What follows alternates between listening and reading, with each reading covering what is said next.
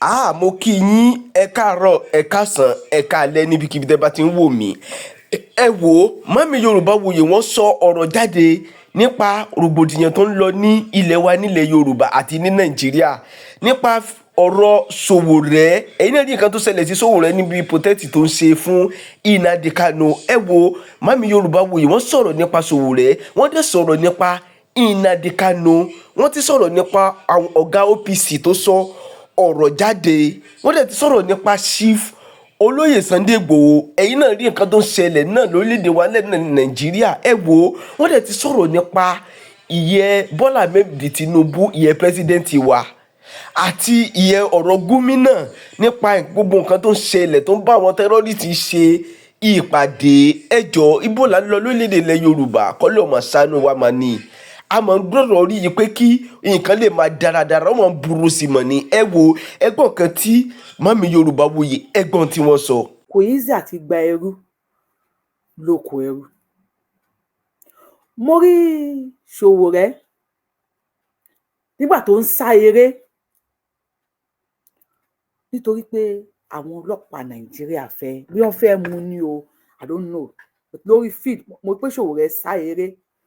Mo wá rí àwọn ọmọ Nàìjíríà tí wọ́n ń fún caption yẹn lórúkọ oríṣiríṣi. Sowore pick race, Sowore gbagiri lé kíní, orúkọ oríṣiríṣi ni wọ́n fún caption yẹn. Ẹ̀rín wá pa mí pé kò easy láti la ẹrú lóko ẹrú, kò easy, especially tí àwọn ẹrú yẹn kò bá mọ̀ pé ẹrú làwọn. Even though I am not supporting Sowore because Sowore has already denied Yoruba people. During campaign in 2023, he said he is not a Yoruba man. Because Sowore believe in the oneness of Nigeria. So even though I am not fully supporting Sowore, because àwọn olóṣèlú, up Nigerian politicians can never be blamed at all. If you are blaming Nigerian politicians for Nigerians, ó dàbí ẹni pé òun yín àgbàdo sẹ́yìn igbá ni. Nigerian politicians, as I always say, they are intelligent.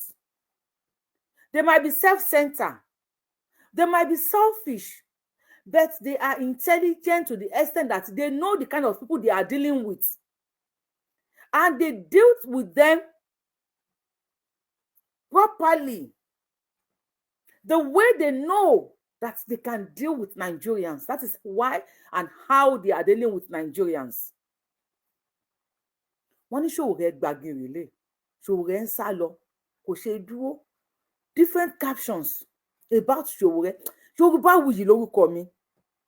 Tẹ́ bá bímọ ẹ make sure pé ẹ jó ìdodo ọmọ yẹn, ẹ jó kó jiná. I am not sorry to say this. Many Nigerians ni wọn ò jó ìdodo wọn jiná. Or maybe quickly I can show you a picture here. Let me quickly show you a picture that you know ti máa rí o, picture tẹ́ ti ń rí ni. These are Nigeria. Ṣé politicians ni kí ni kí n pè wọ́n? They are police. So let's call them Nigeria police. Mo fẹ́ flip eléyìí ni o.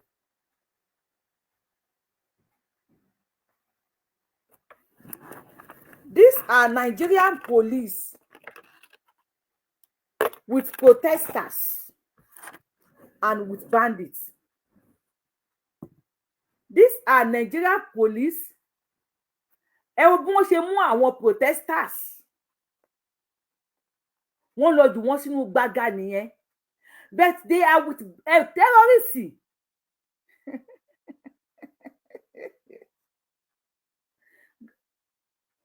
See, there is nothing anybody can tell me about Nigeria politicians. Ẹ ṣépè fún wọn, wọ́n máa wọná ní Nigeria politicians, wọn ò lè wọná kankan. Those people tí wọ́n mú Sowore, tí wọ́n ṣe caption Sowore gbagiri lé, Sowore sáré, Sowore this, Sowore that. Are they not seeing this?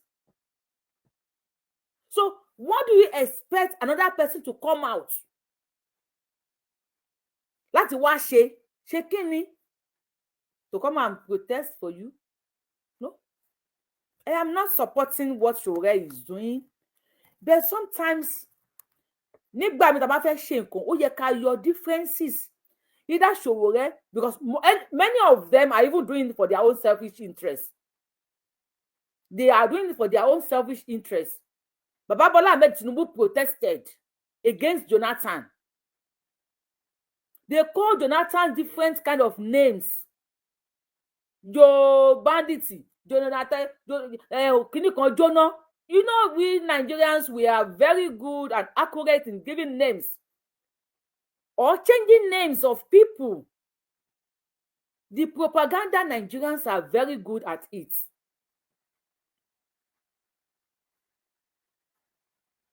Nigeria will continue to be like Bosheri, which I don't think anything or anybody can change it. These are protesters. Rough handling by Nigerian police while taking pictures, smiling with Nigerian terrorists. Baba Tinubu still going for Nnamdi Kanu. Nnamdi Kanu ti lọ sí court ní Nigeria láìmọye ìgbà, and he won. Wọ́n ní kí wọ́n release Nnamdi Kanu. Yes, I know. Tinubu kọ́ ló arrest Nnamdi Kanu. Nnamdi Kanu was kidnapped and detained by Buhari government. Buhari is no more. Baba Tinubu, ẹ̀yin lẹ mọ̀ reason tí ẹ ṣe fẹ́ release Nnamdi Kanu. But if the Northerners can embrace their terrorist children, giving them amnesty, giving them money, giving them this, giving them that, and nobody tó lè probe wọn, why not release Nnamdi Kanu? Though I don't support some of his way of agitation, but sometimes Nnamdi Kanu lè wò pé wèrè la fi ń wo wèrè. Because Nigeria now, you make people believe when you come out with your flag, as many does in 2020 at Lekki Toll Gate, and they were fine. Maybe that is what táwọn ọmọ Igbo wò pé wèrè la fi ń wo wèrè. Because gbogbo wa náà là ń wo íńtánẹ́ẹ̀tì, ara àwọn tó wọ́n ń pààyàn tó máa wọlé, they shoot sporadically, wọ́n á pa àwọn èèyàn. And at the end of the day, what we hear is that they were given amnesty, they were pardoned. Then what is Nnamdi Kanu still doing? Well, I will not blame Tinubu so much, because I have two videos, not a video, two videos of Igbo people. Last year, I heard that our Igbo leaders and elders, many of them don't want freedom for Nnamdi Kanu. Many of them are against the release of Nnamdi Kanu. Mo máa ń pàwé kan lórí show mi, máa ní ejò kí n ṣọ̀yàn látọ̀kan. It's not easy fún ejò láti ṣọ̀yàn for miles. Ejò tó bá súnmọ́yàn ló máa ń ṣọ̀yàn. Yorùbá sọ pé tí kú ilé ò bá pa ni, tòde ò lè pa ni. Yes, Igbo leaders and elders are standing up, they are coming out, but àwọn youth ilẹ̀ Igbo gan, wọ́n gbójú gbóyà when they want to say on first stage free Nnamdi Kanu protest. Some Igbo guys came outside. Tẹ́ bá fẹ́ kí n show video yẹn lè kọ sí comment section bóyá ká show ẹ̀ tó wà nígbà time pọ̀ because ọ̀rọ̀ lóye mo fẹ́ sọ lẹ́nu. They came outside láti wá protest against the freedom of Nnamdi Kanu.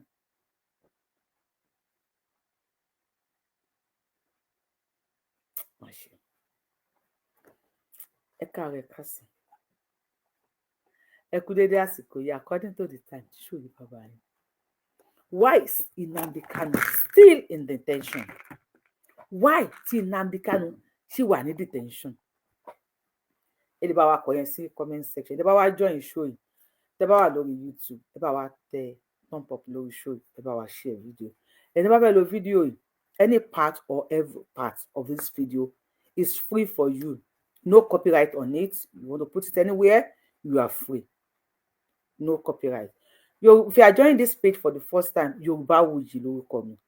Yorubawuyi lèmi ń jẹ́ o. I am the one and only Akalolu of Yoruba land. Adáwọnlẹ̀ Yorùbá, ọmọ tó jọ ọmọ lọ, yólóyè tí ò pé méjì. Abẹni ọmọ tí ò ṣe é pààrọ̀. Ẹni tó máa pààrọ̀ tiwa, á déwájú federal government. Tó máa sign ẹ̀, ó máa déwájú Elédùmarè. Mo kí yín lẹ́ẹ̀kan sí ẹ káàárọ̀ kásán kálẹ̀ kó lórí àsìkò yìí. According to the time tí ṣòyí bá bá yín, èmi ò kí ń fẹ́ sọ̀rọ̀ nípa àwọn OPC. I don't want to talk about them. Forget say we all be Yoruba people. Yoruba, ibi Yoruba kan náà jẹ́ ni wá. Mi fẹ́ máa sọ̀rọ̀ nípa wọn. Because there was a time I spoke about them, and I learned that one of them, Timobi Malopolo Lori, came out and was blah, you know their attitude, blah blah blah blah blah blah blah blah blah blah blah blah, and other things both outside and behind the camera. They know what they did, but and lawyer Ajang Montini, Aja ò kì í jẹyọ. Àyàfi tí mo bá ń ṣe kinní nítorí nǹkan kan tó yàtọ̀ sí pé kíyà má jẹ ìran mi, kí ìran mi má ṣẹrú, kí ìran mi má dààmú. Àdàbí tí mo wà lára àwọn tó ń sọ pé adá gúùpù kalẹ̀ o, ẹ dáwó o, ẹ yá wa ní àdàbí. If not, ìwọ tó bá sọ pé òun ṣe wèrè kan ọkàn yín àgbàdo sẹ́yìn ìgbà ni. Àgbàdo núgò làbẹ̀ ní ayé làgbé, ó ti dàwọ̀ mọ́jú fẹ́ dìyẹ ìyẹn níbi. But this video was sent to me by somebody, and he said, Yorubawuyi, please play this. I said, I don't want to talk with all this OPC, whatever. He said, Yorubawuyi, ẹ wo. Máa yẹn kí lórúkọ wọn, mo fọwọ́kọ wọn síbi tọ́pìkì kíní omi ọ̀hún tí orúkọ wọn. Because I don't this is who I am. Mi like kí n ṣẹ̀yàn. Mi fẹ́ kí èèyàn ṣẹ̀ mi. Mi like kó sọ fún mi pé ó ṣẹ̀ mí lẹ́nu má bínú, ó ṣẹ̀ mí lọ́la má bínú. Why are you telling me má bínú? Why tó lo sense láti má ṣẹ̀ mi? Èyí kí mọ̀ kórí má mi kò sẹ́ni tí ò kí ń ṣẹ̀ o, but sometimes we need to apply senses. Let me play it for you guys. Ẹni tẹ́ wà lórí TikTok, a máa flip o camera. Wọ́n ní olóyè tí ṣùgbọ́n kí nìkan tí àwọn èèyàn sọ káàkiri náà ni pé tí a bá tún àwò dára a rí pé olóyè Sunday Adéyẹmọ Ìgbòho àwọn náà wà ní Nàìjíríà báyìí tí wọ́n bá ṣe tí ì padà, so wọ́n ti lọ sílé alára, wọ́n lọ sílé ajérò. Ṣùgbọ́n kí nìkan tí àwọn èèyàn sọ káàkiri náà ni pé bàbá yìí bóyá jẹ́ pé akànjú ni tó ní kìláàsì àgùn dáadáa, ṣùgbọ́n wọ́n ní olóyè tí ń sọ̀rọ̀ jù. Pàápàá mi ò bẹ́yìn náà rí ìfọ̀rọ̀wérọ̀ tó ṣe pẹ̀lú Kọ́lá Olóòtú ọmọ Àdábánijà tí yẹn bèèrè lọ pé gbàtán gbòtè pé wọ́n tẹ̀lé yín lórí bóòlù ṣe ń wọlé sí Nàìjíríà. Wọ́n ní wẹ́lẹ̀ tó ń sọ yìí àwọn náà sọ pa Kwara. Wọ́n ní ẹni tí ń sọ̀rọ̀ pé àwọn àṣírí tó yẹ kí wọ́n mú pamọ́ gẹ́gẹ́ bí aṣáájú ogun náà ló ń sọ fún gbogbo èèyàn yìí. Kí lè rí sí ọ̀rọ̀ ìkísì ni mo rán yín fún olóyè Sunday Adéyẹmọ Ìgbòho ṣá.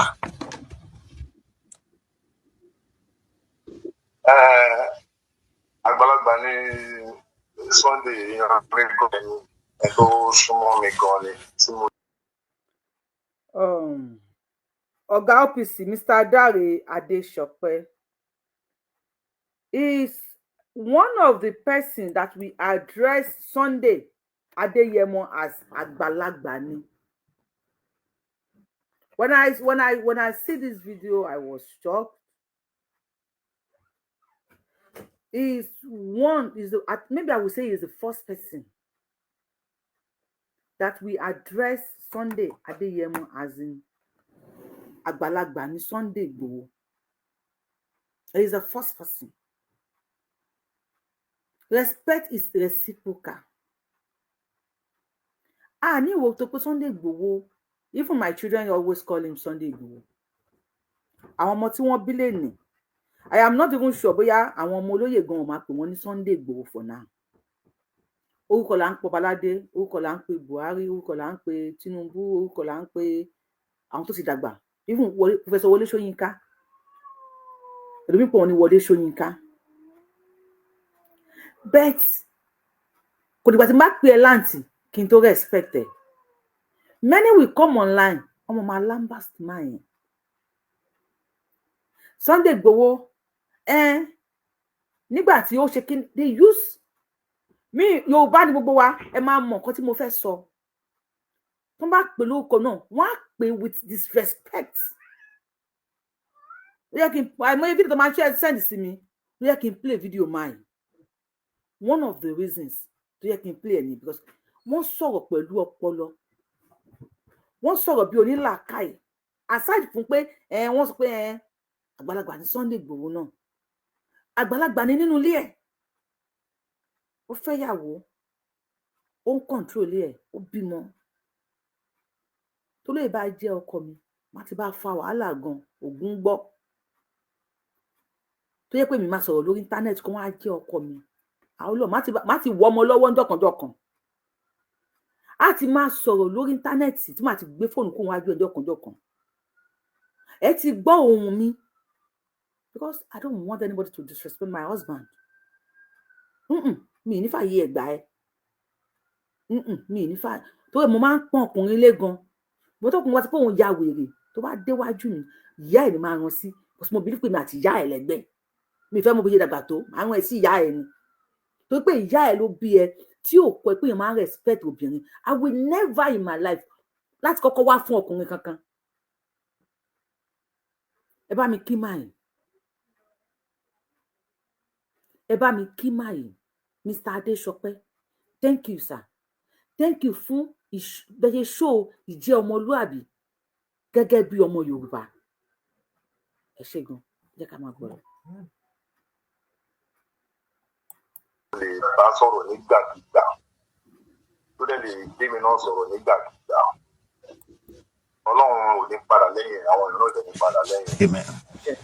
Ṣé mo pé ipò tó wà yẹn ipò tó jẹ́ pé inú àwọn kan ò dùn sí i. Tí wọ́n á dẹ̀ máa wá ìṣubú ẹ̀. Gẹ́gẹ́ bí jagunjagun àti ẹni tí Ọlọ́run nífẹ̀ẹ́ sí, èèyàn gbọ́dọ̀ máa kíyèsára náà pẹ̀lú àwọn ọ̀rọ̀ tí èèyàn bá ń sọ. Torí àwọn kan wọ́n mọ ọ̀rọ̀ tú bí Ọlọ́run ò ṣe fi ẹ̀yìn kalẹ̀. Ìgbà míì mo lè sọ wá wọ́n á máa bá mi tú wá yẹn wọ́n lè fi sí ọ̀nà mẹ́ẹ̀ẹ́dọ́gbọ̀n. Wá wo ló sọ, wá ń bí ló sọ, wá gbà ló sọ, wá jẹ ló sọ, wọ́n á fi sóríṣiríṣi ọ̀nà. So fún èyí màá rọ òun náà pé ó gbọ́dọ̀ kán ṣé gbogbo àníyàn máa ń fèsì sọ̀rọ̀. Ìgbà míì ẹ̀yin oníròyìn gan wípé ń dá sílẹ̀ òun ló máa ń pọ̀ jù ẹlòmíì mọ́mọ́ ẹ máa ń tí ọgbà lọ́nà fẹ́ pé ọmọdé ò fẹ́ sọ aṣọ jáde. Tí yorùbá dẹ̀ kíyè sára á ti sọ ọdún kó nǹkan tó rò pé akéwà nìkan tí mo sọ nítorí ìfẹ́ Ọlọ́run ẹ̀yin lẹ́lẹ́ máa ń fà lórí àwọn máa lọ́yàn tó bá tó ń sọ fẹ́ yan pé ẹ jẹ́ ká fi ìbẹ̀lẹ̀ ẹ̀ tó wọ́n lọ́ọ́ ẹ̀ tó gbé béèrè yẹn wáyé yé. Tó èèyàn gbọ́dọ̀ máa fi ọpọlọ àti làákàyè ṣe pẹ̀lú ẹ̀yin oníròyìn ọ̀pọ̀ náà wọ̀n ní fi sílẹ̀ náà ó dẹ̀ jẹ́ ẹni tó máa òun náà máa ń gba àmọ̀ràn. So àwọn tó bá ṣàkíyèsí pé bóyá ó ṣe nǹkan kan tó kù díẹ̀ káàkiri kán máa jẹ́ kó pẹ́ rárá láti ṣàkíyèsí bẹ̀rẹ̀ mọ̀ kó máa ń ṣe àtúnṣe lórí àwọn àárín yẹn.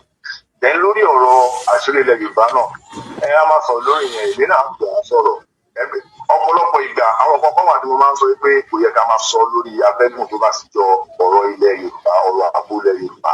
Mọ̀ bí mo ṣe sọ yẹn àwọn oníròyìn náà máa ń gbà ìpìlẹ̀ tí ẹ fẹ́ ṣe mọ́ báwọn lè fẹ́ ṣe ìgbà kan bẹ́ẹ̀. Ẹlòmíì àti ìdálẹ̀ ó lè fi orí atẹ́gùn nínú wà pa Fúlàní gbọ́ngbọ́n nǹkan tó sọ yìí Ìgbò náà gbọ́ nǹkan tí mo ń sọ yìí àwọn tá a dẹ̀ la fẹ́ kékeré pẹ̀lú náà wọ́n ti gbọ́ gbogbo tá a fẹ́ ṣe yẹn. Ọ̀pọ̀lọpọ̀ ìgbà wọ́n máa ń fi àwọn ọ̀rọ̀ kankan àṣírí èèyàn wọ́n máa ń fi sí inú ipò mi èèyàn ní jẹ́ kó jẹ jáde bọ̀ mo mọ̀ pé akẹ́kọ̀ọ́jú èèyàn ni tó dẹ̀ nífẹ̀ẹ́ ilẹ̀ Yorùbá tó dẹ̀ rẹ́dí láti ṣe ohunkóhun láti gbé ààbò tó péye ó wà nílẹ̀ Yorùbá. Àjọ wà náà àjọ ń ṣe gbogbo ẹ̀pọ̀ ni ètò gbogbo àbọ̀mù yẹn náà ni ò dánu lórí ẹ̀ pé tó ń lọ sílẹ̀ kan balẹ̀ ẹ̀jẹ̀ pé ẹ bá rò pé bí Sunday nìkan ló ń gbòye Sunday nìkan ló ń ṣe nìyí. Àjọ ń ṣe ní àkọ́kọ́ lẹ́nu ẹ̀kọ́ lórí ààbò ilẹ̀ Yorùbá ó jẹ wá lógún. So Ọlọ́run túbọ̀ máa bá wa tọ́ sọ́nà Ọlọ́run sílẹ̀. Èmi náà má pé a sọ̀rọ̀ gbọ́dọ̀ wà very careful pẹ̀lú láti máa dáhùn ọ̀rọ̀ lórí afẹ́fẹ́. Bàbá wọn ní ó ń bọ̀ àwọn náà ni a máa ń dẹ́dẹ́ ní báyìí tí a ti ń gbúrò ní Kwara wọ́n ń ṣe díẹ̀díẹ̀ ní gbogbo àwọn Ondo pàápàá ní ìlú Ọ̀wọ̀ yìí ó ti wáyé ṣáájú àsìkò yìí tí a bá wò dáadáa ikọ̀ ẹ̀ṣọ́ tá a gbógílé hàn sí Àmọ̀tẹ́kùn tíjọba fọwọ́ sí ẹ̀yìn OPC náà ni tá a bá ń dárúkọ OPC rìfọ́ọ̀mù wà OPC oríṣiríṣi ẹ̀yìn OPC gan níbo lẹ wà ǹjẹ́ àjọṣepọ̀ tí ẹ wà ṣé ṣọ̀kan wà ṣé ẹ̀ ń bá wọn ti Ìbà Gani Adams sọ̀rọ̀ ẹ̀ ń bá wọn ṣe àbí àwọn lẹ kọ síra yín. ṣé ọ̀rọ̀ ẹ mo ti máa ń sọ tipẹ́ lọ́wọ́lọ́wọ́ báyìí OPC reforms tí ó dá mi lójú tí mo mọ̀ gbọ́n sí mi kò sí OPC kankan táwọn ò bá ṣe kò lè sí OPC kankan tí ò bá mi ṣe reform ni sí ní ìrora ní àjọṣepọ̀ tó dá wà láàrin wa sí Fáṣẹ̀hùn ní àjọṣepọ̀ tó dá wà láàrin wa sí Gani Adams ní àjọṣepọ̀ tó dá wà láàrin ara wa pàápàá jùlọ tó bá wá ti ń di pé ọ̀rọ̀ ààbò ilẹ̀ Yorùbá OPC kan bínú sí OPC kan kì í wáyé láàrin yẹn mọ́ oníkálukú máa jíjí wọ́n máa gbé gbogbo èdè ayé pé gbogbo ìjọ máa kọ́ gbé gbogbo yẹn sẹ́gbẹ̀ẹ́ náà èyí ẹ̀sìn tó wà lẹ́yìn àkojú ẹ̀ tó bá kojú ẹ̀ oníkálukú lè wá padà sí agbègbè ẹ̀ pé ó ti o ìlú wà lórí ọwọ́ mi ìwọ náà wà lórí ọwọ́ ẹ̀ lè máa lọ. But OPC reform ló kò sí ẹgbẹ́ kankan táwọn ò bá ṣe ọ̀nkà ni o Àgbẹ̀kọ̀yà ni o gbogbo wọn pátápátá là ń bá ṣe. Ǹjẹ́ ṣé agbọ́n wa wà bágbọ́n òsì maybe a forum tẹ̀tí máa ń pàdé tó tiẹ̀ wà ẹ̀yin tẹ́ jágbàgbà bẹ̀ ṣé bó ni ìsọ̀rọ̀ yín sí ṣó ń wáyé ṣá. A máa ń pàdé ó níbi tá a ti máa ń pàdé. Bọ̀ tí Gani Adams nìkan mi ò tí ì máa ṣèpàdé pẹ̀lú wa mo dẹ̀ mọ̀ pé òun náà ní ìpàdé kan tóun náà ń ṣe láyé ọ̀tọ̀ bọ̀dà wa tó kù yẹn Fáṣẹ̀hùn o Nírọ̀rà o Reformed o Hunters o Àgbẹ̀kọ̀yà o ó níbi tá a ti ń pàdé àwọn ẹgbẹ́ bẹ̀ yẹn tí èdè wa tó yíra wa tàbí máa ń sọ̀rọ̀ lórí ààbò ilẹ̀ Yorùbá ìdàgbàsókè ilẹ̀ Yorùbá a máa ń ṣèpàdé lóòrèkóòrè gbogbo wọn tó ń ṣẹlẹ̀ náà là ń ṣèpàdé lórí ìgbọ́n tó kàn ń ṣẹlẹ̀ òun náà mo kọ́ fún un pé agbára àti ògìrìwọ̀ náà lu onílùú bẹ́ẹ̀ yẹn kò sí lọ́wọ́ wa àwọn èròjà tá a máa nílò láti fi bẹ̀rẹ̀ nǹkan tá a fẹ́ bẹ̀rẹ̀ yẹn èèyàn ní dénú òtútù tán èèyàn ní dénú omi tán kó máa kí so ọlọ́gbọ́n dẹ̀ máa ń pọn mílẹ̀ tó ń bẹ ni so àwọn nǹkan tá a máa nílò láti lò lọ síbi tá à ń lọ yẹn a ní ìrànlọ́wọ́ ní gbogbo yẹn tí ìrànlọ́wọ́ bá wà láti ẹ̀dẹ̀ wà gbóyà àtìlẹ́yìn ẹ máa rí i pé gbogbo nǹkan tó ń yẹn máa tán wọ́n kéré gan sí nǹkan tó ń ṣe yẹn because ilé wa wọ́n ti wá pọ̀ wá lọ bá wọn lẹ̀ wọ̀n kò sí nǹkan tó fẹ́ mọ̀ ṣàkóso jẹ́ fún wọn bíi tiwa lórí ilẹ̀ wa. TikTok sọ pé no volume ẹgbà no volume báwo ẹ má ṣe báyìí fún mi ẹ má dá ṣòyí padà sẹ́yìn kò sí time wọ́n ní no volume ṣé Mr. ni àbí Mrs.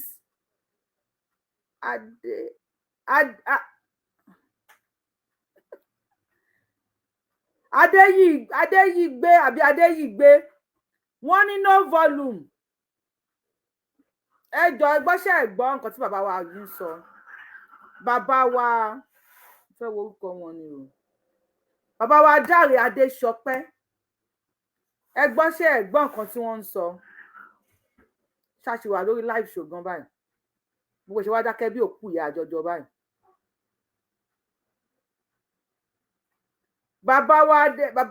ìyá wa bí bàbá wa Adéyìgbé wọ́n ní kò sí volume ẹgbà wa. So I was just playing this thing. Will you guys ṣé wọn kó mọ àlórí live show yín kínní?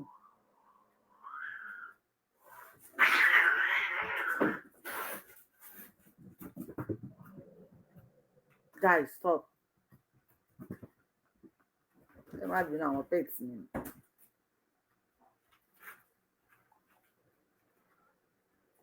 Ẹ bá wa power tap lórí TikTok yẹn orí TikTok náà ti ní kò sí volume. Okay, there is volume on YouTube. Thank you. We can hear him on Facebook. Okay, TikTok, you want it? We can hear him. Please put me if I put the help in the motion and something is going on here. Okay, loud and clear. God bless you. Let's continue. Gani Adams nìkan ni ò tí ì máa ṣèpàdé pẹ̀lú wa mo dẹ̀ mọ̀ pé òun náà nígbàgbé kan tóun náà ń ṣe láyé ọ̀tọ̀ bọ̀dà wa tó kù yẹn Fáṣẹ̀hùn o Nírọ̀lá o Reformed o Hunters o Àgbẹ̀kọ̀yà o oníjẹta sí ń pàdé àwọn ẹgbẹ́ bẹ̀ yẹn tí èdè wa tó yíra wa pàdé máa ń sọ̀rọ̀ lórí ààbò ilẹ̀ Yorùbá ìdàgbàsókè ilẹ̀ Yorùbá a máa ń ṣèpàdé lóòrèkóòrè gbogbo wọn tó ń ṣẹlẹ̀ náà là ń ṣèpàdé lé lórí ìgbọ́n tó kàn ń ṣẹlẹ̀ òun náà mú kan fún wọn pé agbára àti ògìrìwọnú ìlú onílùú bẹ́ẹ̀ yẹn kò sí lọ́wọ́ wa àwọn èròjà tá a máa nílò láti fi bẹ̀rẹ̀ nǹkan tá a fẹ́ bẹ̀rẹ̀ yẹn èèyàn ò ní dénú òtútù tán èèyàn ò ní dénú omi tán kó máa pariwo òtútù. so ọlọ́gbọ́n dẹ̀ máa ń pọn mílẹ̀ tó ń bẹ ni so àwọn nǹkan tá a máa nílò láti lò lọ síbi tá à ń lọ yẹn a ní ìrànlọ́wọ́ ní gbogbo yẹn tí ìrànlọ́wọ́ bá wà láti ẹ̀dẹ̀ wà gbóyà àtìlẹ́yìn ẹ máa rí i pé gbogbo nǹkan tó ń yẹn máa tán wọ́n kéré gan sí nǹkan tó ń ṣe yẹn because ilé wa wọ́n ti wá bá wa lọ bá wọn lẹ̀ wọ̀n kò sí nǹkan tó fẹ́ mọ̀ ọ́n sàkóso jẹ́ fún wọn fi tiwa lórí ilẹ̀ wa but a rí ìrànlọ́wọ́ bá a fẹ́ òun ló fà á tó mo dẹ̀ mọ̀ pé ìjọba á jẹ́ kan ṣá tó pé máa dé bá gbogbo kìíní yẹn tó ráwọn náà sùn lórí ẹ̀. tó bàbá ọlọ́run àtúbọ̀ máa fún yín ṣe ilẹ̀ Yorùbá ò ní bàjẹ́ tí ẹ bá láǹfààní pé ẹ wá wọlé ẹ wọ̀ yẹ̀wò ẹ wà àfin pẹ̀lú Ọọ̀ni ìrìṣà kí lẹ máa sọ fún bàbá tẹ bá wá pé ẹ wá sí Nàìjíríà wá pàdé. So it's a long video kí n tó continue video yìí ẹ jẹ́ ká máa rí comment in comment section nǹkan tí bàbá wa yìí tí wọ́n sọ Mr. Dare is OPC Sunday Adeyemo Igboho Oòṣà kì í ṣe OPC a ti rí many videos táwọn kan ti ṣe Sunday Igboho ọmọọṣẹ́ Gani Adams ní wọ́n bú Ìbà wọ́n bú kíní kan.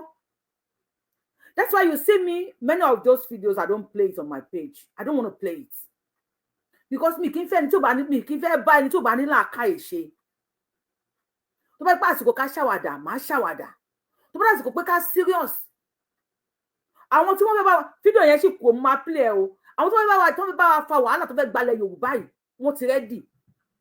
Mo rí fídíò kan náà ní ìjẹta tí ìyá mi kan tí wọ́n send sí mi. She is one of the kid sister tí mo respect gan tí mo kí èèyàn like èèyàn kí ó dẹ̀ mọ̀ pé èèyàn like òun mo like ó dẹ̀ mọ̀ pé mo like òun àti pé tí n bá ní like èèyàn máa sọ fún pé mi ò like ẹ mi fẹ́ bá ẹ ṣe kò sí nǹkan tó fẹ́ ṣe sí mi ò kí ń pretend tí n bá like ẹ máa sọ pé mo like ẹ ṣùgbọ́n tó bá dé pé mi ò rí bí ìyá sí máa jẹ́ kó mọ̀ wípé mo mọ̀ pọ́ta mi ní ẹ o mo lè máa bẹ́ẹ̀ ṣe that is who I am. Wọ́n ní nípa ọ̀rọ̀ Aláàfin àti Ọọ̀ni pátí tí wọ́n lọ ń jọ̀wọ́ wọ́n gbé Ọọ̀ni síbì kan Ọọ̀ni wà lókè Aláàfin wà nísàlẹ̀ wọ́n tún fẹ́ máa rúgbó bọ̀ àwọn kan ti jáde ó yẹ k'Aláàfin ṣe kinní kan ní àwọn kan lẹ́nìkan ti tẹ́ àwọn kan lẹ́nìkan ti kàbùkù ṣé ìwọ̀n tó kàn wá kàn nìyẹn. Ọọ̀ni tí wọ́n jókòó síbi tí àwọn Emir Sokoto wà ṣé wọ́n fi Ọọ̀ni ×2 sórúkọ wọn ó ti di Ọọ̀ni Aláàfin tí wọ́n jókòó sórí iṣẹ́ àbí tí kinní kan wà tó ti di minus ìkọ̀ọ̀kan kò ní orúkọ wọn ó ti di Aláàf not even Aláàfin again. tó ti máa rí èèyàn tó máa ń jà wípé pé Ọọ̀ni wà níbì kan máa ń wò bí ẹni pé ṣé ẹni yóò kì í ṣọmọ àlè ilẹ̀ Yorùbá ṣá ṣé kìí ṣe pé wọ́n program onítàn láti wá dì wá lọ́wọ́ mú ká má mọ̀ nǹkan tó kàn táwọn ará bíi tí wọ́n rẹ̀kẹ̀dẹ̀ wá. This is an OPC man talking about Sunday Igboho tí ó ń jẹ́ ká mọ̀ wípé ká pawọ́pọ̀ either you are OPC Àgbẹ̀kọ̀yà OPC Reform Àmọ̀tẹ́kùn Àmọ̀táígà Àmọ̀ Lion Àmọ̀ whatever you are. We must all collide and work together nítorí pé àwọn ará bíi wọn ò tó bí wọ́n ṣe ń pè wọ́n. Tẹ́ bá dẹ̀ rántí ẹ tó kọ́kọ́ sọ̀rọ̀ yẹn pé àwọn ará bíi wọn ò tó bí Fúlàní ò tó bí wọ́n ṣe ń jẹ́. Tẹ́ bá rántí ẹ tó kọ́kọ́ sọ ẹ bá mi kọ sí comment section tó kọ́ ní Fúlàní ẹgbẹ̀rún 1 million Fúlàní ò lè dá mi dúró wọn ò tó bí wọ́n ṣe ń jẹ́ wọn ò tó bí wọ́n ṣe ń jẹ́. Ṣùgbọ́n tí ajá bá lẹ́ni lẹ́yìn ó máa pa ọ̀bọ. Mi mọ̀ bí ẹ gbọ́ òwe mi yẹn dáadáa tí ajá bá ní èèyàn lẹ́yìn á pa ọ̀bọ nothing tó máa ṣẹlẹ̀. Tí ajá bá lẹ́ni lẹ́yìn á pa ìnàkí pàpà kó lọ́bọ̀. if care is not taken ajá máa pa ìjímèrè bàbá ọ̀bọ because ó ní èèyàn lẹ́yìn àwa mo máa bára wa jà àwa la máa jà torí ẹ̀sìn ibo ò ní jà torí ẹ̀sìn àwa la máa jà torí pé ẹnìkan ló PC ẹnìkan ló PC reform àwọn bú Gani Adams tálà bá bú tí wàá ṣe Gani Adams ẹ̀kọ́ tí ẹ lọ gbé fún Gani Adams pé èmi Yorùbá wò sí pé tálà bá bú tí wàá ṣe Gani Adams wọ́n na ọmọ níta bàbá ẹ wá sọ pé òun ń dúró de kí àwọn kan wá sọ kinní kan kóhun tó tẹ̀lé ọmọ òun lọ síbi tán ti nà àwọn ẹ wá ń jọsẹ̀ mọ́lẹ̀ pé dádì ẹ wá ní ọmọ ń jọsẹ̀ mọ́lẹ̀ ọmọ ò ṣe ní jọsẹ̀ mọ́lẹ̀ ṣá máa ní ọkọ nílẹ̀ ká fọwọ́ kó mi ni báwo la ṣe ní bú Gani Adams táwọn Gani tó ń jáde pé Sunday Igboho pàdé mi ní kinní kan yàgàjà dánra wò are you out of your senses are you normal for calling out Sunday Igboho pé kẹjẹ lọjà why the Fulanis keep on operating why they keep on láti máa make sure wípé ilẹ̀ Yorùbá ó ń gbóná mọ́ anybody okay sorry màá láti flip ẹ ní o yẹ kí n gbé kó lójú kínní ẹ má lọ máa wo contact mi tí wọ́n make sure pé wọ́n jẹ́ kí ilẹ̀ Yorùbá máa gbóná mọ́ everybody ẹ kí n play ẹ̀tàn ní nǹkan tí mo fẹ́ ṣòfin yẹn tẹ́lẹ̀ bẹ́ẹ̀ TikTok yìí ẹ kà tó. gbẹ́lẹ̀ fún gbẹ́ni so àwọn nǹkan tá a máa nílò láti lò lọ síbi tá à ń lọ yẹn a ní ìrànlọ́wọ́ ní gbogbo yẹn tí ìrànlọ́wọ́ bá wà láti ẹ̀dẹ̀wà tó yá àtìlẹ́yìn ẹ máa rí i pé gbogbo nǹkan tó ń yẹn máa tán wọ́n kéré gan sí nǹkan tó ń ṣe yẹn because ilé wa wọ́n ti wá bá wa lọ bá wọn lẹ̀ wọ̀n kò sí nǹkan tó fẹ́ mọ̀ ọ́sà tó fẹ́ jẹ́ fún wọn bíi tiwa lórí ilẹ̀ wa. kò sí nǹkan tó fẹ́ mọ̀ ọ́sà kò sí nǹkan táwọn Fúlàní fẹ́ sà tó fẹ́ jẹ́ fún wọn tó wà lórí ilẹ̀ wa ilẹ̀ bàbá wa ni a máa pé ilẹ̀ yẹn ilẹ̀ àwọn bàbá wa ni a máa pé ilẹ̀ yẹn fídíò kan wà lọ́wọ́ mi sì ti máa rí fídíò yẹn máa gbé jáde fún yín àáfàá tó máa ń sọ wípé Yorùbá level ẹ rò pé àáfàá kan tó máa sọ pé Yorùbá level kò sóògùn kinní kan wọ́n tán ẹni that same àáfàá wọ́n tó wá ṣe fídíò kan I have the video with me táyé bá gbà mí máa ṣú ẹ̀ fún yín wọ́n tó wá ṣe fídíò kan wọ́n ní tíyàn bá dẹ́ ẹ dúró ní pé òun fẹ́ bẹ́ẹ̀ jà wọ́n ní má bá jà o wọ́n ní other countries wọ́n máa ń kọ́ taekwondo kung fu kinní kan wọ́n ní ṣùgbọ́n Áfíríkà wọn ò ní ìdí àti kọ́ taekwondo tó bá fi òrùka sí sọ́wọ́ tó bá gbá ẹ àná kákò wà àná owó wà àná kú wà àná ọ̀sùn wà àwọn náà sọ pé gbogbo tá à ń ṣe à ń gbégún à ń ṣe kinní kan wọ́n ní Yorùbá level ni but now he made a video 3 days ago where he said àná kákò wà nílẹ̀ Yorùbá ẹ ló ń tanra wọn who is the fool among ìwọ tó ń sọ fún pé Yorùbá ò ní nǹkan ilẹ̀ Yorùbá ìhà yín náà ilẹ̀ Yorùbá so those of you selling lands to Fulanis, to the Igbos, to whoever you are selling land to the foreigners, it's not just about the land, it's about the spirit of our land. They are not just buying the land, they are buying the blood and the flesh of those that sacrifice for us. That she didn't get ọmọ Yorùbá for today. Many àwọn bàbá wa, many àwọn ancestors wa ni wọ́n pa. Many ló sacrifice ara ẹ̀. Many sacrifice àìmọye nǹkan. Láti jẹ́ kí ilẹ̀ Yorùbá wà kó máa jẹ́ Yorùbá lénìí. And that same land ni wọ́n gba token láti máa ta. Rí ìrànlọ́wọ́ bá a fẹ́ òun ló fà á. Ló mú dẹ̀wọ̀n pé ìjọba wọn jẹ́ kan ṣá tó pé máa dé bá gbogbo kìíní yẹn tó ráwọn náà sùn lórí ẹ̀. tó bàbá Ọlọ́run àti bàbá fún ṣe ilẹ̀ Yorùbá ò ní bàjẹ́ tí ẹ bá láǹfààní pé ẹ wá wọlé ẹ wọ yẹ̀wò ẹ wọ ààfin pẹ̀lú Ọọ̀ni ìrìṣà kí lè máa sọ fún bàbá tẹ bá wá pé ẹ wá sí Nàìjíríà wá pàdé ọba Abdulhakeem Aláàfin tọ̀yọ́ kí lè fẹ́ rí fún ọ tẹ bá láǹfààní láti rí Olúwo ilẹ̀ Ìwó ọba Abdulrasheed tẹlú 1 àbí 2 kí lè fẹ́ sọ fún Olúwo àtàwọn ọba aláyè òkú tẹ bá ní ẹ ṣe ìwọléwọ̀de tẹ bá láǹfààní ẹ pẹ̀lú wọn kí lè fẹ́ sọ fún wọn lórí eléyìí tó wà nílẹ̀ Yorùbá lásìkò yìí. ẹ ṣe ọmọdé pẹ̀lú ìbéèrè tó lágbára gan ni ìbéèrè èsì ẹ̀dẹ̀ ní pé èsì kan náà ni mo ní fún Ọọ̀ni àti Aláàfin. ẹ ṣáwò. tí n bá wọlé báyìí lọ́kùn mi tó jẹ́ èmi àti wọn nìkan la wà nínú ìyẹ̀wò adébùdọ̀kálẹ̀ sílẹ̀ lẹ́fún wọn bá ní ìjókòó mi ò ní jókòó wọn àfi gbádùn rẹ̀ tó ń fẹ́ bá wọn sọ.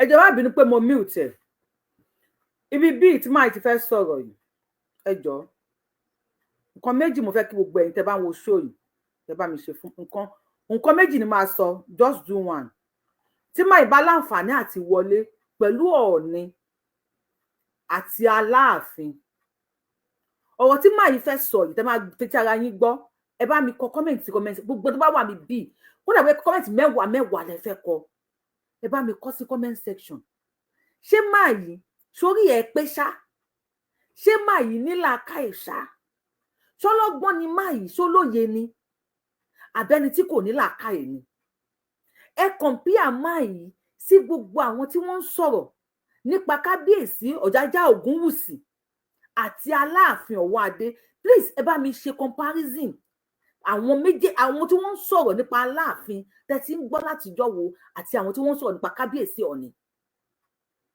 Let me see your opinion in the comment section please torí Ọlọ́run ẹ jẹ́ ká gbọ́ bàbá wa ẹ bá gbóhùn sókè. ẹ ṣe mo dúpẹ́ lójú ìbéèrè tó lágbára gan ni ìbéèrè èsì ẹ̀dẹ̀ ní pé èsì kan náà ni mo ní fún Ọọ̀ni àti Aláàfin. ẹ ṣáwò. tí n bá wọlé báyìí lọ́kùn mi tó jẹ́ èmi àti wọn nìkan la wà nínú ìyẹ̀wò adébùdọ̀kálẹ̀ sílẹ̀ lẹ́fún wọn bá ní ìjókòó mi ò ní jókòó wọn àfi gbádùn rẹ̀ tó ń fẹ́ bá wọn sọ. màá kọ́kọ́ bẹ̀wọ̀n màá ní kán gbà mí bí mo ṣe mọ̀ ọ́ sọ bí mo ti fẹ́ gbé kalẹ̀ mi ò lè yájú sí wọn mi ò tó wọn gbà níyànjú mi ò lè pàṣẹ fún wọn.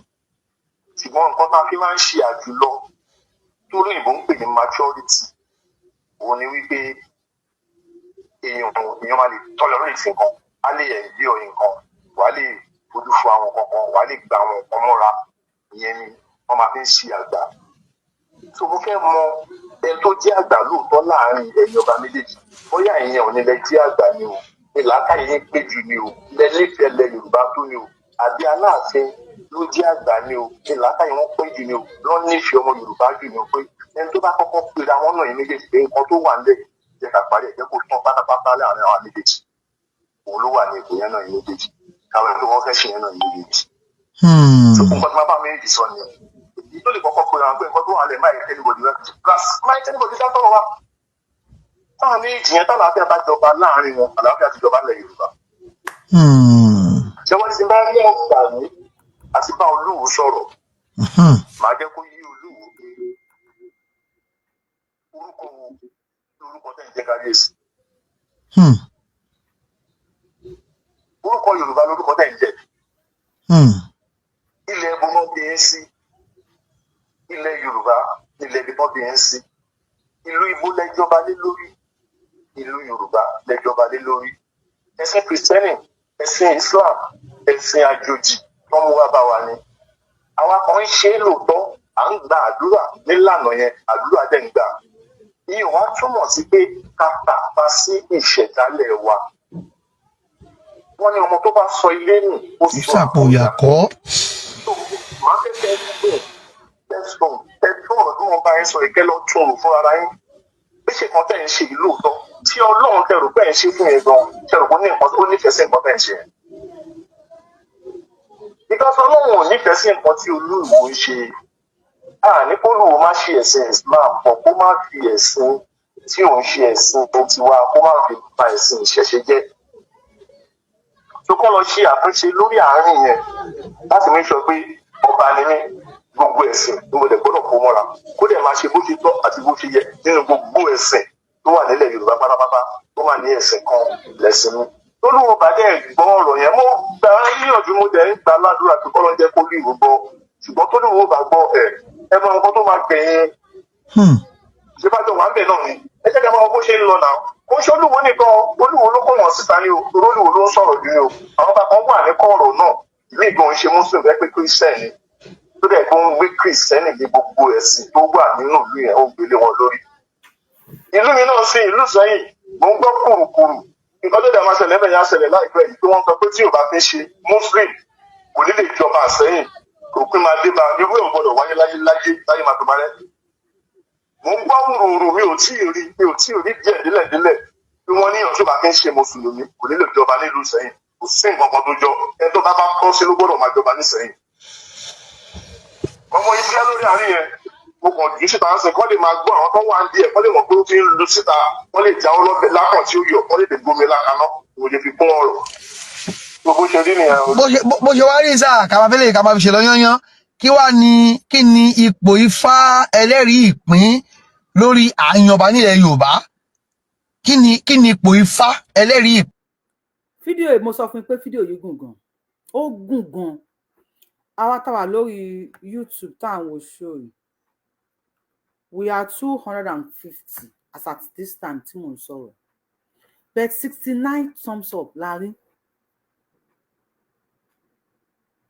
thumb up yín kìí jẹ́ pé ẹ fẹ́ tẹ thumb up lọ́fẹ̀ẹ́ àbí ní ẹ fẹ́ sanwó ọ̀fẹ́ ni ohun tó wúlò fún ni wípé YouTube mo máa recommend fídíò yìí fáwọn èèyàn pé wá gbọ́n tẹ́ni yìí ń sọ because wọ́n rí i pé ẹ̀yin tẹ́ ń wò ẹ nífẹ̀ẹ́ sí it's just to show appreciation pé fídíò yìí o a nífẹ̀ẹ́ sí o ká ṣe fídíò kẹ́ share ẹ̀ ká ṣe fídíò kẹ́ kọ́mẹ̀ntì gbogbo ọ̀rọ̀ tí máa yìí sọ nísìn èèyàn mẹ́ta péré ni wọ́n rí sí nǹkan tí máa yìí ń sọ bóyá ká fi fídíò yẹn ká filẹ̀ báyìí. Let me flip back to okay, ẹ tẹ́ wà lórí TikTok ẹ jọ̀ọ́ bá mi download to tap send. Ẹ lo opportunity àti bá kábíyèsí Ọ̀jájá Ògúnwùsì sọ̀rọ̀. Táwọn ní opportunity láti wà nínú ilé pẹ̀lú kábíyèsí Aláàfin Ọ̀wọ́n Adé. Wọ́n láwọn á sọ fún wọn wípé ìyí tó bá kọ́kọ́ pera wọn nínú ẹ̀yin méjèèjì. Ìyẹn la mọ̀ sí àgbà wa. Ìyẹn la mọ̀ sí olórí ládéládé nínú wa. Ìyẹn la mọ̀ sí ọba tó fẹ́ ilẹ̀ Yorùbá. You guys you are happy because Aláàfin was sitting somewhere and Ọọ̀ni and Olóṣùká was sitting together.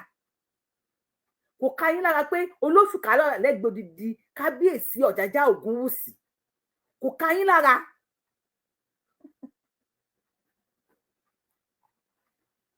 Kò ti ṣe ilẹ̀ Yorùbá. And Olúwo is there. Tó ń disturb ilẹ̀ Yorùbá burúkú Olúwo nìkan kọ́ o àìmọye ẹ wo ẹ tó bá fẹ́ pè wọlé a lè play fídíò tó kù ẹ tó bá fẹ́ pè wọlé ẹ lè pè wọlé bí a ká sọ fídíò tó kù di ọ̀la because ẹ pé àwọn tó ń wo show yìí wọ́n dà pé wọ́n ń sùn you love the man God bless you ẹ tó bá fẹ́ send request lórí TikTok ẹ lè send request nísìn wọ́n dà pé àwọn tó wà lórí show everybody ń sùn because a lè máa play fídíò lọ bẹ́ẹ̀ yẹn láì ṣe pé a mọ̀ bóyá ẹ nífẹ̀ẹ́ sí fídíò yìí àbẹ́ ẹ nífẹ̀ẹ́ sí bàbá wa ẹ̀kan ká play lè lọ ká play lè tán because ó sì kù 6 minute video lẹ́yìn èlé bet ẹ jẹ́ ká gbé lè délẹ̀ ní bá fẹ́ pè wọlé lè pè wọlé ká máa. mo kàn jù síta ṣe kọ́ lè máa gbọ́ àwọn tó wà ń díẹ̀ kọ́ lè mọ̀ pé ó ti ń lu síta wọ́n lè jáwọ́ lọ́bẹ̀ lákàn tí ó yọ kọ́ lè dè gómi lákaná kò lè fi kún ọ̀rọ̀ gbogbo ṣe rí nìyẹn. bó ṣe wá rí sáà kàmáfẹ́lẹ́ ká máa fi ṣe lọ yányán kí ni ipò Ifá ẹlẹ́rìí ìpín lórí àyànbá nílẹ̀ Yorùbá kí ni ipò Ifá ẹlẹ́rìí ìpín ní àsìkò tá. wọ́n ní nílùú Ìṣẹ̀yìn nísìn ẹni tó bá ti jẹ́ ẹni sùn lórí fóònù máa fẹ́ fi ní sí fẹ́ connect ni o wọ́n ní ìlú Ìṣẹ̀yìn nísìn ẹni tí ò bá ti jẹ́ Muslim kò lè di ọba ní ìlú Ìṣẹ̀yìn ẹ̀dẹ̀ pé all our Muslim obas abẹ́ Olóṣùká Ṣẹ̀tánì Sókótó ni wọ́n wà so ẹ pé ilẹ̀ Ìṣẹ̀yìn ló kù tó fẹ́ tà nísìn ẹ bá wa gbóhùn sókè lórí fóònù kó tó ta lẹ̀ Ìṣẹ̀yìn. ṣe rí Yorùbá ò tí ì mọ nǹkan kan o nǹkan tó ń bá wa fínra àbí tó fẹ́ bá wa fínra ó sì wà ń bẹ̀ o a ò rí yẹn rò àwọn ọba tó ń jà àtàwọn ọba tó jura wọn lọ là ń rí. mo ń bá ọ̀rẹ́ mi kan sọ̀rọ̀ níjẹta mo ní Nàìjíríà mo ní wàhálà wà o mo ní pàápàá jùlọ gbogbo àwọn ọlọ́kadà tí wọ́n kó sí Èkó yẹn mo ní gbogbo àwọn fáìtà àwọn Fúlàní nìyẹn o mo náà ń retí kíjà ṣẹlẹ̀ ni ọ̀rẹ́ mi yẹn ní ẹlòmíì I don't know bóyá làákàyè ọmọ Yorùbá míì dorí kodò ni kò tiẹ̀ yé mi mo ní àwọn tó wà ní gbègbèríko yín tó ń gun ọ̀kadà kiri yẹn mo ní àwọn gangan ní fáìtà o onírọ́ ni onídìí àhándì ó lọ́pẹ́lọpẹ́ wọn gan pàápàá ló jẹ́ kí ló jẹ́ kí transportation kó wà òkè. Mo ní ọ̀gbẹ́ni yìí ò mọ kankan. Ẹni tá a dẹ̀ ń sọ yìí lóyìnbó ló ń gbé. Mo ní òun lọ òun bọ̀ kò sáburú. Mo lọ́lọ́ má yẹ kó yẹ pé ìgbà tó bá wà Nàìjíríà ni kàtàkàtà máa burst. Wàá rí òótọ́ ọ̀rọ̀ kan tí mò ń bá ẹ sọ. Káwọn èèyàn wá gbáradì o. Gbogbo àwọn tẹ́ ẹ̀ rí tán náà sọ pé wọ́n ń ṣe peace mission yẹn wọ́n ń ṣe yẹn. Àwọn fighter wọn nìyẹn o.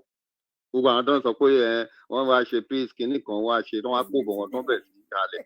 Àwọn fighter wọn nìyẹn o. Kò tí ì yá àwọn Yorùbá wa. Ẹ máa bẹ́ túbọ̀. Ẹ ṣeun sà. Now mo fẹ́ sáré fi kinní kan hàn yín.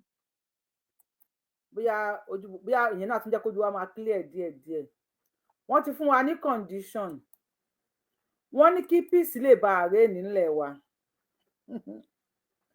Ṣé fẹ́ gbọ́ condition tí wọ́n fún wa o? Wọ́n ní kí peace lè bá ààrẹ ní ilẹ̀ Yorùbá. Ó ní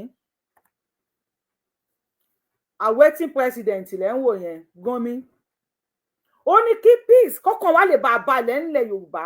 Ká lè bá a fọkàn bá ó pè mí kọ́ ni mo kọ́ National News Nàìjíríà ló gbé o èmi kọ́ ni mo sọ. Wọ́n ní for peace to reign.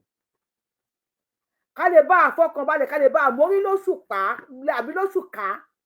Wọ́n ní allow bandits The Guardian mo ti gbé fún yín yẹn allow bandits to guide our forest for peace to reign. Tí ẹ bá fẹ́ kọ́kàn yín balẹ̀ nílẹ̀ Yorùbá ẹ gbọ́dọ̀ allow bandits àwọn agbésùnmọ̀mí àwọn apanilẹ́kúnjayé àwọn onítàtàtàtàtàtà tó pé wọ́n ti gbóná wọ́n lè pa anybody. Wọ́n ní kí ẹ lè gbà kí peace lè bá ààrẹ nì. Wọ́n ní ẹ̀yin àwọn ní kẹ́ ẹ gbà láyè kó máa ṣọ́ igbó yín o. Wọ́n máa ṣọ́ igbó yín tán. Bí wọ́n padà gbà wọ́n láyè. Ẹ ṣé o gbẹ̀ntẹ́ fún mi ní àtì DJ Sunny ẹ ṣé gan God bless gbẹ̀ntẹ́ fún mi ní nǹkan mo dúpẹ́ lọ́wọ́ yín.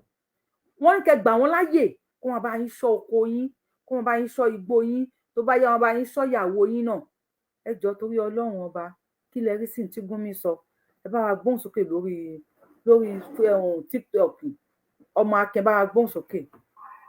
Ìyá mi wà ń bẹ màmá wà ń bẹ gbogbo. Àṣẹ Èdùmàrè o. Kò ní bàjẹ́ fún yín kò ní sú yín. Àṣẹ. Ẹ̀yin tẹ́ wá ṣẹ́gun sí kó lè da iná ilẹ̀ máa witness ẹ̀. Àṣẹ. Pẹ̀lú àṣẹ Olódùmarè. Ṣé rí gbogbo tí ẹ máa ń wò ní gbogbo gbà ìfẹ́ àwa ọmọ Yorùbá ló jẹ yín lógún lẹ ṣe ń ṣe abiyamọ òbí tó bá dẹ̀ nílàákàyè ló máa ń ṣe bẹ́ẹ̀ ṣe ń ṣe. A ṣe láwọn òbí kan tó rí wọn ò pé tó wà selfish self-centered nílẹ̀ káàrún ìdílé wa yìí tí wọn ò tí ì jẹ́ ká wọ́n wà lára àwọn tó ń fọ̀ wá sẹ́yìn. Tó bá jẹ́ bẹ́ẹ̀ ṣe ń pariwo lójoojúmọ́ làwọn náà bọ́ síta náà ń pariwo even lóbìnrin lọ́pọ̀lọpọ̀ lọ́kùnrin lọ́pọ̀lọpọ̀. Ó dàbí pé bóyá nǹkan tó ń ṣe wá yìí a máa lè dànù lẹ́sẹ̀kẹsẹ̀ tí a ò ní ní casualty. Casualty ilẹ̀ Yorùbá ló ń bá èmi lẹ́rù kò sí nǹkan méjì. Kò sí nǹkan tó fẹ́ gbàgbà láàrin bá polówó ẹ̀mẹ́. Casualty tá a máa ní ló jẹ́ kí mi máa bẹ̀rù kò sí nǹkan méjì.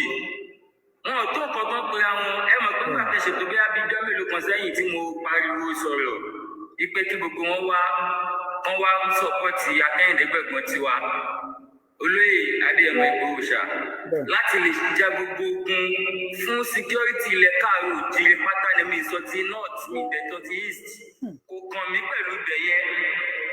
Ṣùgbọ́n àwa tá a ní ọmọ wa ní ká sọ́pọ́tì ọmọ wa débi tá a fẹ́ lé nílẹ̀ Yorùbá kò kàn wá pẹ̀lú ìjọba Nàìjíríà gan to my own. Kò kàn wá pẹ̀lú ìjọba Nàìjíríà to my own. Ìtọ́fẹ́ tó ṣẹlẹ̀ ìyàwó ẹ̀sà ilẹ̀ wà ẹ̀ mọ tí mò ń sọ ẹ̀dẹ̀ tí rí gbogbo nǹkan tó ṣẹlẹ̀. Àkọ́kọ́ ni pé n tó ṣẹlẹ̀ láàrin NATO tí Russia ò fẹ́ jẹ́ kó wọ̀lú ẹ̀ ó lọ́jọ́ tó ti kú tí wọ́n síbẹ̀ wọn ṣẹ̀ṣẹ̀ débẹ̀ wọn ṣẹ̀ṣẹ̀ máa jà Russia ò ṣẹ̀ṣẹ̀ máa bá wọn fà á.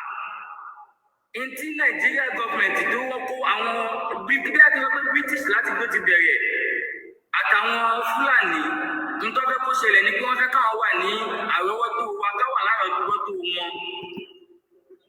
Ni wọ́n ṣe sọ pé kí á jẹ́ kí bandit máa ṣọ́ wa bọ̀ wọ́n ṣe ilé bàbá tèmi lọ́rùn àbílẹ̀ Ìgbò torí àwọn ò ní gbà kí olè wa máa bá wa ṣọ́ property wa èèwọ̀ ni kò ní ṣẹlẹ̀ àwọn bàbá mi Adésọpẹ́ tó sọ̀rọ̀ tán kò ní bàjẹ́ fáwọn náà tó bá ń gbọ́ prógámù yìí wọ́n wà lẹ́yìn Adéyẹmọ digidigbi ká má parọ́ tọra wa láti ìgbà tí a ti bẹ̀rẹ̀ ìjàngbara pé ká lè kúrò lóko ẹrú ni wọ́n ti support àwọn ní OPC reform àwọn Àgbàkọ̀yà dẹ̀ support olóyè wọ́n ń ta support olóyè àwọn tó bá tún kù tó bá mọ̀ pọ́ mọ́kọ ilẹ̀ káàró òjìlè làwọn wọ́n fún wa support tó bá mọ̀ páwọn ò ṣe kó parapọ̀ mọ́ Fúlàní ká flush wọn in out because a lè fi sògbàdo mọ́dì ká tí wá da lágbà wà dá adìyẹ àwa la sògbàdo àtọ̀hún rà mọ́dì tó fi di pé wọ́n wọlé fún wa ṣíkúṣíkún ìfẹ́ ládùn fún wọn lánàá tọ́ bá di tọ́rọ̀ wọn ò bá dẹ̀ gba ìfẹ́ mọ́ kí kálukú ẹ̀kọ́ ti tẹ̀kú tètè tọ̀ sí gbẹ̀gìrì kí kálukú pẹ́kun ẹ̀ lọ́wọ́. kábíyèsí Ọlọ́run. tó ti yẹyin àwọn òtún wá lè máa sọ pé à ń jà fájò nílẹ̀ wa kójó náà jà fún rẹ̀ lọ́wọ́ táwa ìkájọ jẹ àjàṣẹ́gun àjàyè. sọ ẹni tí ó bá ti gbọ́ kò gbọ́ ni ṣé wá rí ní ti ọ̀rọ̀ tí bàbá mi sọ lórí ọ̀rọ̀ Ọọ̀ni a gbọ́dọ̀ fi ẹsẹ̀ gbòtẹ́lẹ̀ kí Aláàfin àná tó kú ńbẹ ní kábíyèsí Ọọ̀ni Ọ̀jájá Ògúnwùsì ti lọ kí Aláàfin Ọ̀yọ́ láàfin ní ìgbà tí wọ́n ti jẹ fídíò ẹ̀ sì wà ńlẹ̀ Aláàfin náà dẹ̀ pàdé Ọọ̀ni ó kí orí adé tó ti wá gbogbo wa lámọ̀ yẹn a gbọ́dọ̀ tó bá fẹ́ jẹ màálù ká tún pè ní bọ̀dá tábà sọ pé kálu maturity àti diplomacy ṣé wọn ò ní rò pa tí wàá tẹ àwa bu Haúsá lẹ́sẹ̀ àgbà tí wàá tẹ àbọ̀ Fúlàní lábẹ́ ilẹ̀ wa ìsílẹ̀ wa adẹ ìlú òníwà kó má lò lórí àwọn olórí gbogbo aládé gbogbo wọn máa lọ bẹ́ẹ̀ ṣùgbọ́n ká ní kí wàhálà lọ alẹ́lẹ́ ọ̀rọ̀ náà káwá fà bàbá dìé ni mo ṣe support tí bàbá mi Adéjọpẹ́ náà sọ ṣùgbọ́n tá a bá tètè sọ pé báyìí la ṣe fẹ́ tó kó má dàda ìpàdé pé ọmọ àlè àná wá padà fẹ́ máa sọ ẹ̀dọ́ ọmọ kọ́ mọ́ wa lọ́wọ́ kí n tó ṣẹlẹ̀ gangan nìyẹn so òṣàgá jẹ́ kí á tètè rí ọ̀nà àbáyọ bá ṣe ń wa kò sí tó máa ṣẹlẹ̀ o tó bá wù yẹn tẹ̀lé olóyè báyà má support wa casualty ilẹ̀ wa ló ń bà wá lẹ́rù kò sí nǹkan tó máa ṣẹlẹ̀ wọn ò lè jẹ́ lọ wọn ò tó ń tán pé àwọn lóòótọ́ òṣàgá wà pẹ̀lú yín kẹ́tọ́ mi sọ ìyá ni máa dé tó. àṣẹ ẹ ṣeun gan ni casualty ilẹ̀ Yorùbá ló ń ba bàbá wa yìí lẹ́rù casualty ilẹ̀ Yorùbá ló ń ba èmi lẹ́rù ṣó ń ba ẹ̀yin náà lẹ́rù ṣá wọ́n ti ráǹdì wa pọ̀ ṣó ń ba ẹ̀yin náà lẹ́rù ṣá gbẹ́yẹ̀ wò mí. kì í ṣe èyí náà ti ráǹdì wa Mr. Ọ̀jájúní ti sọ nígbà tó jáde nínú. God bless you for the gift ẹ ṣeun agbọ́ni. Mr. Ọ̀jájúní ti sọ pé we are rounded. About 55 camps 57, of these people. 57. 57. Now, Terry, there is no any other. Kò sí ta àwọn àgbààgbà wa náà, àwọn ọba. Kò sí bá a ṣe máa sọ̀rọ̀ tá à ní sọ nípa wọn. There is no how tá à ní sọ nípa wọn because the only set of people tó lè fọwọ́ kún àwọn ọ̀dọ́ lẹ́yìn tó lè fọwọ́ kún àwọn ìsọ̀rí ológun lẹ́yìn òun náà làwọn ọba yìí ẹ ti gbọ́ nǹkan tí màá nìyẹn náà sọ ń sìn màá nìyẹn sọ wípé a lot of things ló lack ṣé ẹni tó tẹ bá dé bí mo ṣe ń bá yín sọ̀rọ̀ yìí mo wà ní Bayelsa ní ilẹ̀ Ìjọ kò sí community ẹyọ kan tẹ́ ẹ lè dé nílẹ̀ Ìjọ yìí tí wọ́n ní ìbọn kì í ṣe ìbọn pépé kínní o kò sí community ẹyọ kan tẹ́ ẹ máa dé tí wọ́n ní nǹkan ọjà so wọn ò bí aláya Haúsá kan rí àbí Fúlàní kan rí kọ́ wá sí ṣáìdì Bayelsa yìí táwa bá ń lọ sékòó sí àwa a tún máa ń gbẹ̀mí ara wa lọ́wọ́ ni. Now má nìyẹn nígbà tí ó tó di pé ẹ sọ̀rọ̀ kan nípa olóyè pé nígbà tí màá ní ẹ sọ̀rọ̀ with respect wọ́n béèrè lọ́wọ́ màá ní ẹ wípé bólóyè ṣe ń sọ̀rọ̀ and màá yẹn dẹ̀ sọ̀rọ̀ nicely pé ẹ̀yin oníròyìn yìí náà ni ẹ̀ ń dá gbogbo ẹ̀ lẹ̀ which is correct nígbà tí mo wo show man tó interview olóyè yìí Kọ́lá Olóòtú nígbà tí mo wo show wọn nínú show wọn yẹn wọ́n wá sọ̀rọ̀ kan wípé very soon àwọn ń gbé olóyè bọ̀ mo wá pé nígbà mo wá já sí bí bàbá Èkìtì ṣe ń ṣe program mo wá pé bàbá Èkìtì mo wá sọ fún wọn wípé ẹ jọ̀ọ́ mo gbọ́ nǹkan báyìí tí Kọ́lá Olóòtú sọ ẹ jọ̀ọ́ gbogbo ohun tí ẹ bá ní mo ní kán bá mi pe olóyè kán sọ fún olóyè pé kán má grant interview yẹn mo ní torí pé àwọn náà máa sọ wípé máà ní yóò mọ̀rọ̀ sọ bí mo sọ̀rọ̀ yìí fún ọjọ́ ẹnìyẹn o mo ní àwọn náà máa tún sọ pé ó ń sọ̀rọ̀ jù mo ní kán fi máa yín lẹ̀ for God sake kí náà fẹ́ pè é fún kí náà fẹ́ bèrè lọ́wọ́ ẹ̀ kí náà fẹ́ gbé wá fún kí náà fẹ́ gbé wá ṣe. last wọ́n interview olóyè kí ló padà tẹ̀yìn ẹ̀ jáde báyìí. ọ̀rọ̀ lọ́kùn ọ̀rọ̀ ló sọ. mo ti sọ kó tó di pé mo ti pé bàbá Èkìtì pé kán jọ kán ṣe gbogbo agbára.